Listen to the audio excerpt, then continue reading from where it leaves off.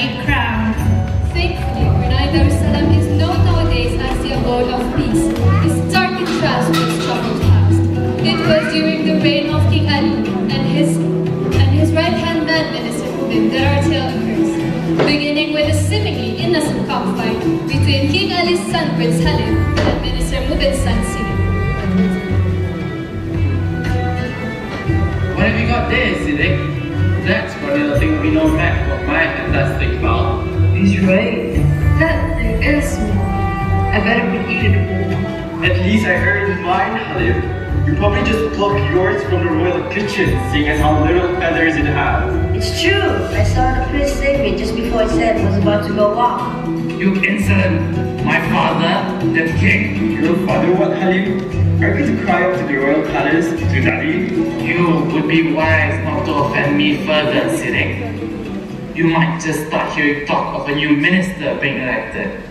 Your father wouldn't like that, would he? Let's not drag this on any longer, shall we? Final round.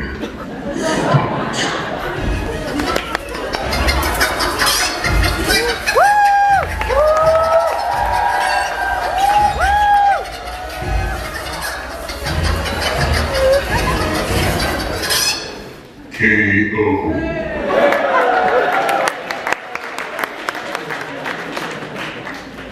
The battle was bloody, but eventually the rooster belonging to Siddiq was victorious. Enraged by this, Halim took out his dagger and stabbed Siddiq in a blind fury. The wound was deep, and alas, Siddiq bled to his death. Hearing news of this, Minister Mubin stormed into the royal palace, seeking to avenge his son. Unknown to him was the fact that Prince Halim had already escaped. Instead, he found King Ali and his nephew Awang waiting for him.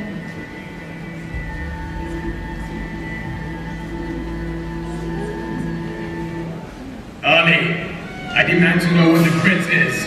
Calm yourself, Mubin. Do not let your rage consume you. Let us talk this through. Just as the prince thought things through, he killed my son Ali, my only son. I will see him avenged. I'm afraid the prince has already fled the palace, Minister Mubin. You will not find him here. Is that so? Then your blood will be spilled today, Awang. Uncle! I did not mean for this. Uncle! Uncle! Hush now, Awang. It is better this way. Death is a part of life. Do not creep for me. Understand Mubin's anger, his loss. Awang, promise me you will not seek vengeance.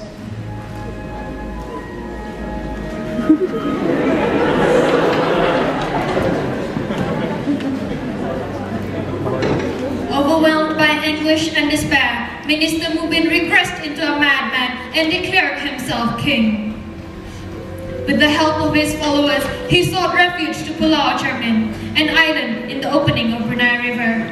Now, as King Mubin, he ruled Brunei from the safe haven of his palace on the island. Heeding the words of his late uncle King Ali, Awang left the new King Mubin to his own devices. The former King Ali's followers, however, had other plans.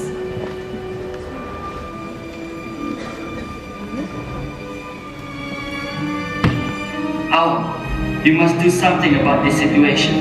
We cannot leave that madman in control of Brunei. What would you have me do? Dethrone him? I haven't forgotten what my uncle has said. You do not understand. You need not kill him. Simply remove him from power. At this rate, our country will fall to ruin. You will lead the people out. As Prince Halim has fled, you are the only person left capable to do so. You are the rightful heir. Fine then, I will rally the people who will set out to Pulau Cermin and confront the false king. I understand blood will be shed, but not release.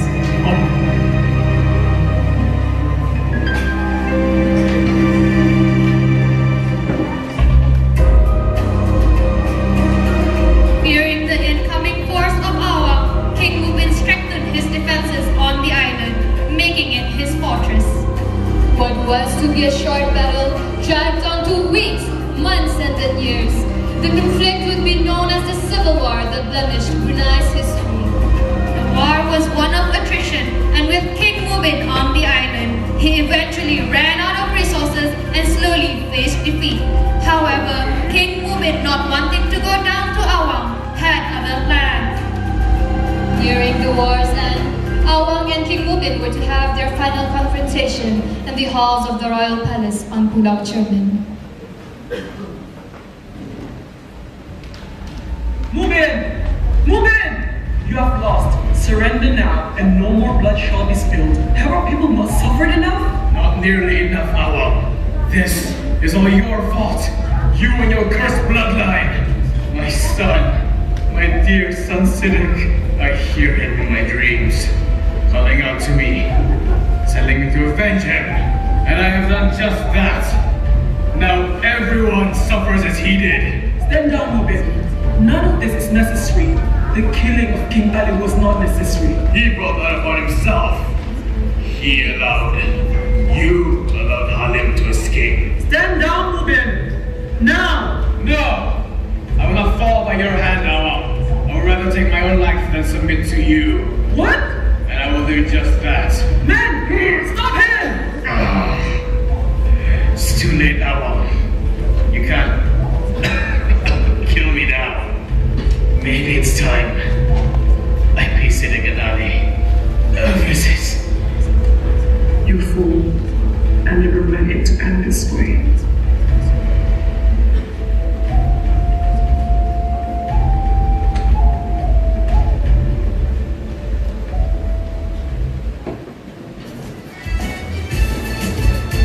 And with that ends this dark chapter in Brunei's history. Amongst the chaos, Awang was able to take control of the country as king, and once again set Brunei on its path towards peaceful times. We hope you enjoyed tonight's show, everyone. Once again, we are the Brunei Lead Society, and we wish everyone a good night.